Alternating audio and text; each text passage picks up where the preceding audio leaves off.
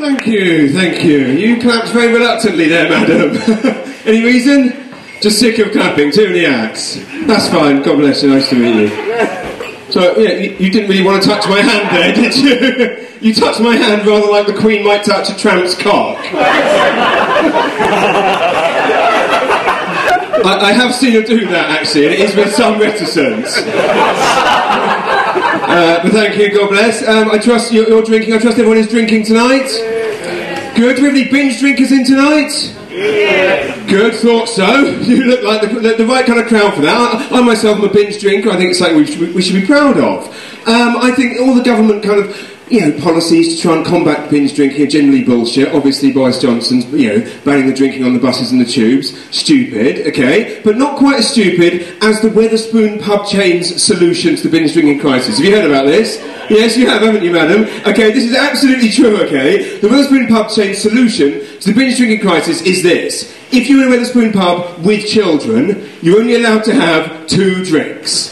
That is, if you're there having a meal with your kids, you order a 3rd pint, you will be asked to leave. Now, clearly, that is not going to work. All that's going to do is introduce a lot of children, at a very impressionable age, to the concept of pub crawl. Yes, I did actually find myself in a Wetherspoon pub recently, that Wetherspoon pub in Leicester Square. Not a pretty...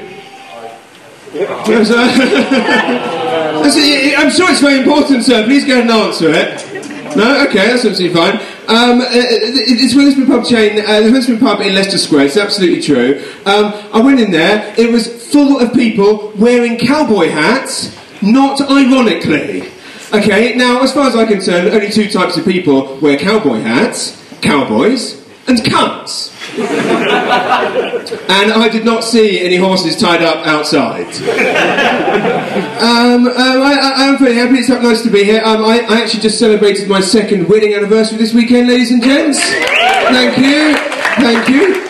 Some of you not clapping, obviously the married people. It is going fairly well. We do argue a lot. It's that kind of, it's the 2-year mark where the cracks start to show. One of the main problems seems to be she accuses me of being immature, but she threw out my Castle Grayskull without even asking. Our biggest argument to date, it's fair to say, was actually about curtains. I don't know if any of the couples inside have had arguments about curtains. But basically what happened was, she bought a set of those one-way curtains. Those ones that you can see out, but nosy people can't see in. Well, she bought those curtains, fucked off on business for a week. I put them up the wrong way round. You're ahead of me here. You have never known true embarrassment until all your neighbours have seen you masturbating with a sooty glove on.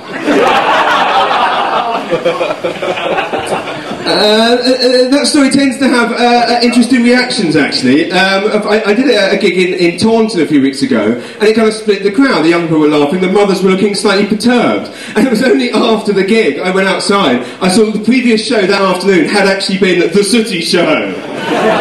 I'm expected to get back to the dressing room and find the props manager just sniffing the glove, just in case.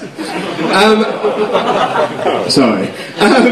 Another interesting reaction I had to that was actually in Havant, at Havant Arts Centre. I told the story, I mentioned Sooty, and a gentleman stood up, this is absolutely true, and shouted out, "Why didn't you use Sue, you gay?"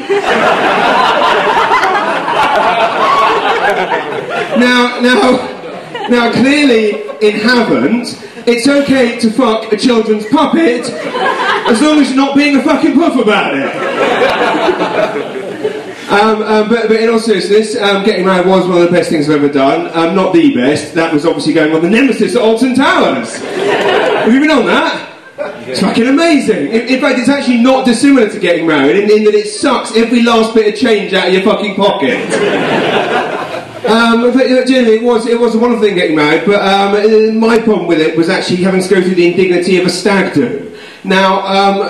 Most of the guys in the have been on stag do's, and generally it's load of misogynistic nonsense, obviously. And I made it very, very clear I didn't want strippers at the stag do, or rather, my wife told me there would be no strippers, and there were. And this is an absolutely true story. I'll tell you what happened. This is what this stripper decided to do. Obviously, a couple of £20 strippers came in. This was their shtick, I guess. Okay, I was stripped naked. This is absolutely true, I promise you. One of them stuck a toothbrush up my arse. had everyone take a picture of it, then brushed my teeth with it, and they got and take pictures of that. Now, I don't know why they were so obsessed with the picture thing, unless it was to make some disgusting flick book.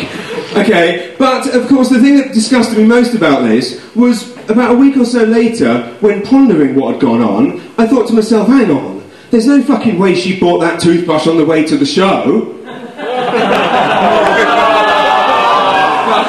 Clearly, I mean, a £20 stripper is not spending a 20th of her fee on a new toothbrush for every show.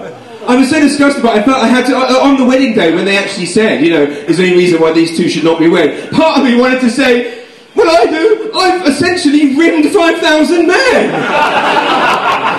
I didn't know, mainly because I was worried, just in case my wife said, that's okay, so have I.